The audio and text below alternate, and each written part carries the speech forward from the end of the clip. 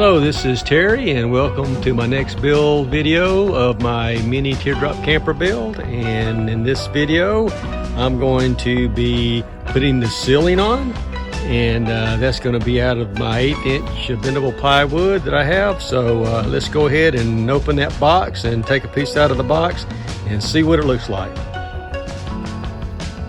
Okay, this is my bendable plywood. It's 1/8 inch. I got it from a company out in Texas. And I've got actually 4 sheets in here.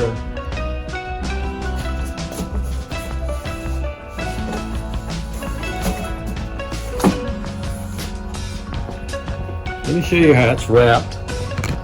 And if you take a look at the box itself, here's my finger. I got the sheets wrapped in there. So I'm going to try to take one of these sheets out, and hopefully from the inside out. I don't know how difficult this is going to be. Okay, very interesting. Looks like they put, I've got 4 sheets in, looks like they wrapped 2 sheets around together. Like here's 2 sheets, and then in the box is 2 sheets. I only wanted to take 1 sheet out, but it looks like I've got to take both sheets out. So let me go ahead and take those out, and hopefully I can wrap the other one up that I'm not going to use and put it back in there, but we'll see.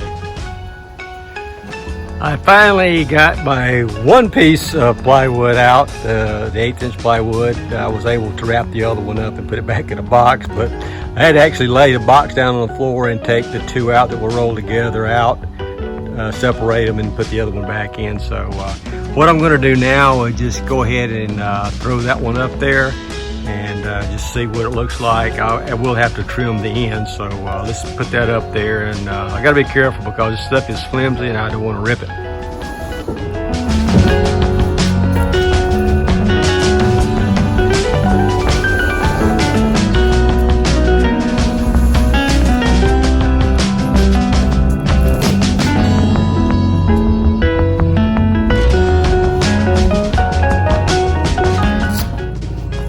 Too bad I didn't rip anything. Get up there now, and I'm just going to do some measuring and try to trim the corners off so it will fit in there. So I'm going ahead and start measuring, and when I start trimming I'll be back.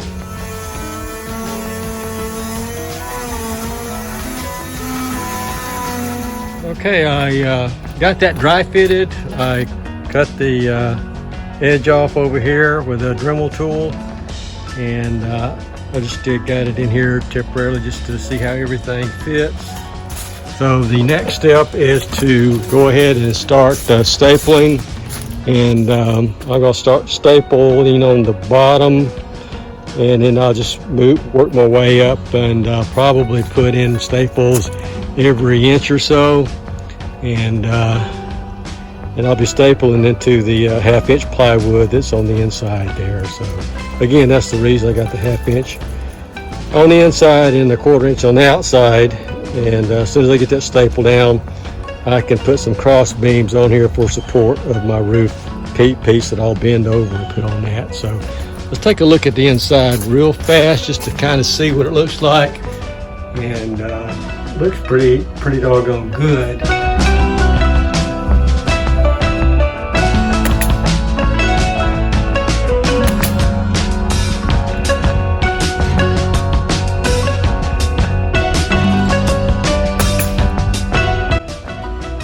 Okay, I got a major issue putting this on. This warp, I thought it was just slack. The top is just not square. I don't know why. So I have actually got to rip that piece off and put another piece on there, I'm about halfway through, and I thought it was going to work out, but now staples are coming out to the inside of the wall there. So here we go. Let's rip this off and put a new one on. Okay, here's an update. Instead of taking that whole panel off, what I was able to do is I was able actually to wrap it over the front shelving here. So what I was able to do, and I'll get up there and show you. I was able to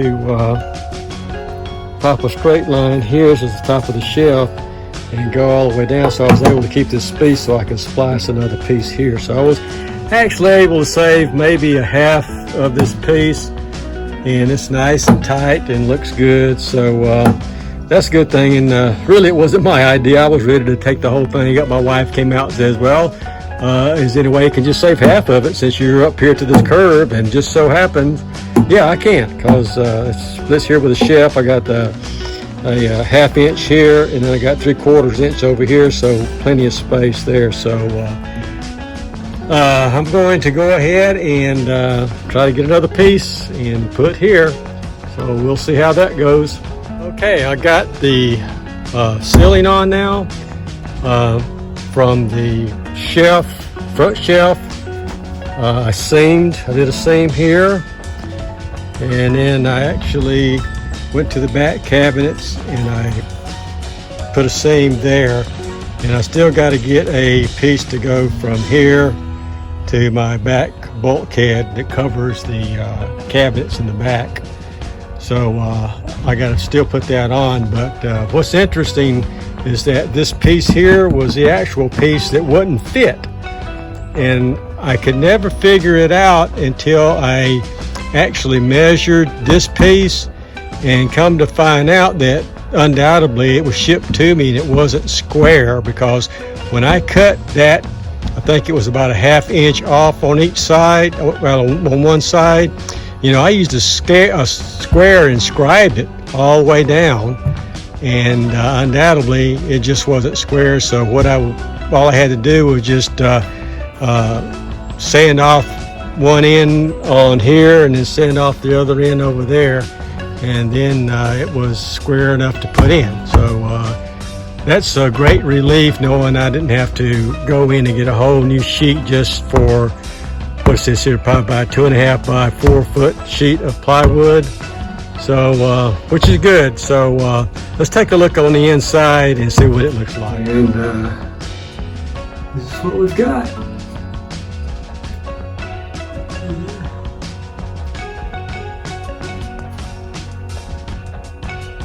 I think it turned out pretty good, even with the problems. You know, all the seams are, I mean, really nice. The back of the cubby holes, really solid. I didn't even staple here. It's really solid. The walls is, you know, wall and the ceiling still is moving, but when I get the support beams up there, it won't move at all. So I think that's good. It's a really confined space, that is for sure.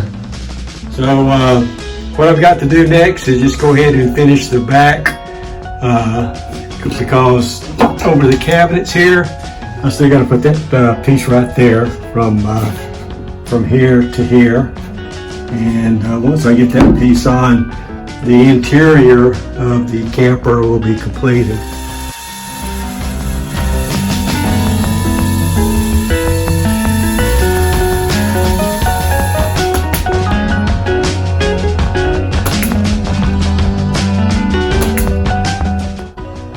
I got the final part of my ceiling installed over the rear interior cabinets, and worked out really well. So let's take a look at the inside in the cabinet and see what it looks like. Okay, there is the top inside of my cabinet there, and really nice. The seams are nice and tight in the back there and on the side. So it worked out good, so that's great. I'm going to stop here on this build video. I've got my ceiling installed now, even though it took 3 sections, but it's installed. It looks great. Even though I had some problems, it turned out really good. In the next build video in my series, I'm going to make the support beams here that will support my roof, because I'm going to be in another piece of plywood on top of my roof that's going to separate the roof from the ceiling. In between that will be insulation in my electrical wires that I'm going to be running for lights and a fan. So thanks for watching. Please continue watching, comment, like, and subscribe, and I will see you guys in the next build video.